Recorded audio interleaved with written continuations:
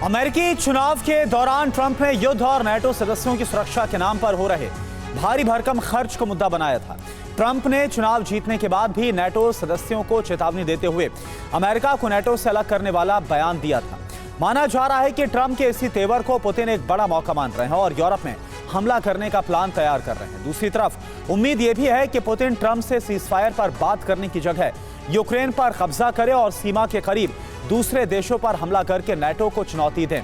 Putin को लग रहा है कि ट्रंप काल में अमेरिका युद्ध में और खर्च नहीं। कुर्स्क और डोनेट्स्क से भी बड़ी तबाही।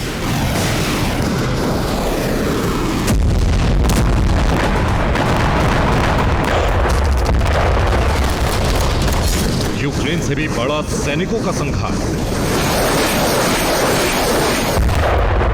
इस्कंदर, किंजल जैसे मिसाइलों की बरसात।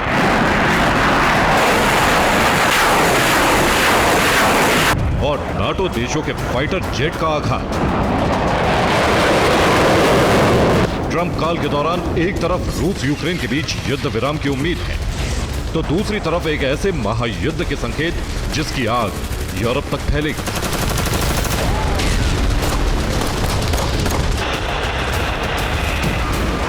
संकेत आ चुका है। क्रेमलिन के प्रवक्ता के मुताबिक पुतिन ट्रंप से मुलाकात नहीं करने वाले हैं। पुतिन जर्मन चांसलर से भी नहीं मिलेंगे। पुतिन का फिलहाल ऐसा कोई कार्यक्रम नहीं है।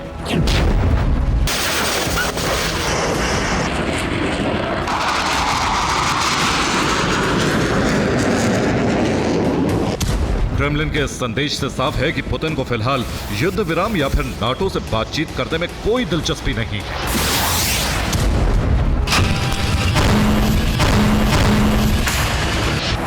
वॉर एक्सपर्ट्स के मुताबिक ट्रंप काल के भविष्य को लेकर कई दावे किए जा रहे हैं, जिसमें से एक दावा यह भी है कि ट्रंप अमेरिका को नाटो से अलग कर सकते हैं। ट्रंप नाटो को लेकर अपनी नीति बदल सकते हैं। ट्रंप नाटो देशों से अमेरिकी सेना और हथियार हटा सकते हैं। यह दावा ऐसे ही नहीं किया जा रहा है।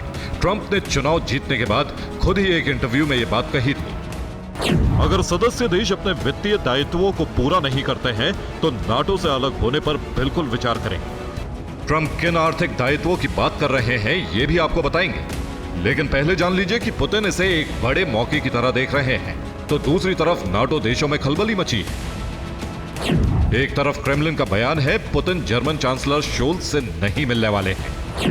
दूसरी तरफ कुछ दिन पहले क्रेमलिन ने कहा कि पुतिन ईरान के राष्ट्रपति से मिलने वाले हैं।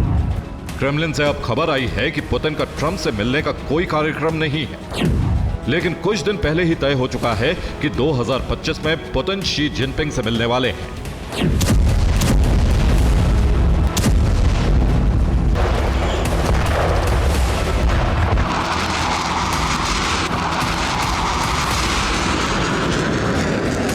दूसरी तरफ बड़ी खबर यह भी है कि बेलारूस में ओरेश्निक मिसाइलों की तैनाती होनी तय है।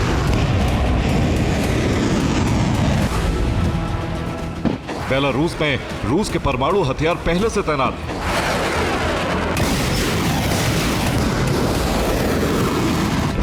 रूस के नेवी चीफ ने खुलकर कह दिया है कि नाटो से बढ़ती चुनौती की वजह से रूस एक बड़े जंग की तैयारी कर रहा है।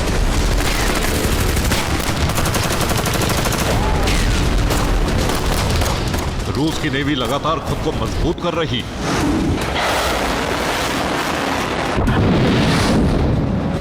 दो 2024 में ही रूस की नेवी में 2 दर्जन से अधिक युद्धपोत और सबमरीन को शामिल किया गया।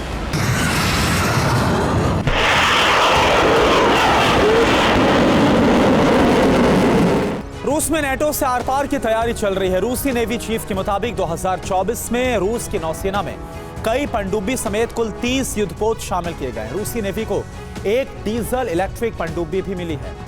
ताकत सबमरीन की बात करें तो अभी कुछ दिन पहले दिसंबर में ही रूसी नेवी को नई पनडुब्बी मिली है। ये यासिन एम क्लास की पनडुब्बी है जो बेहद ताकतवर है।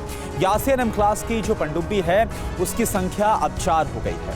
रूसी नेवी के पास कई और परमाणु पनडुब्बियां हैं, जिसमें सेवेरोद, विंस, कजान, क्रास्नोयार्स्क शामिल है। ये पनडुब्बी ऑनिक्स मिसाइल और कैलिबर PL जैसे क्रूज मिसाइल से लैस है। समंदर से नाटो के बड़े और ताकतवर देशों से मुकाबले की तैयारी।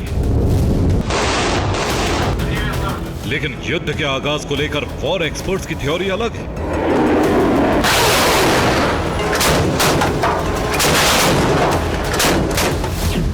दावा किया जाता है कि पुतिन छोटे छोटे देशों से युद्ध का आगाज करने जा रहे हैं। रूस की सीमा से लगे पूर्वी यूरोप के देशों से जंग की शुरुआत होगी।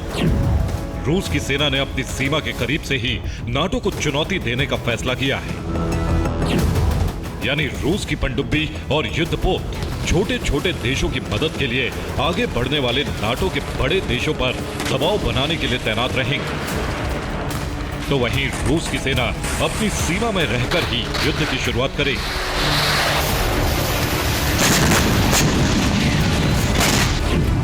रूस की सीमाएं Ukraine, Belarus, Lithuania, Latvia, Estonia और फिनलैंड से मिलती है।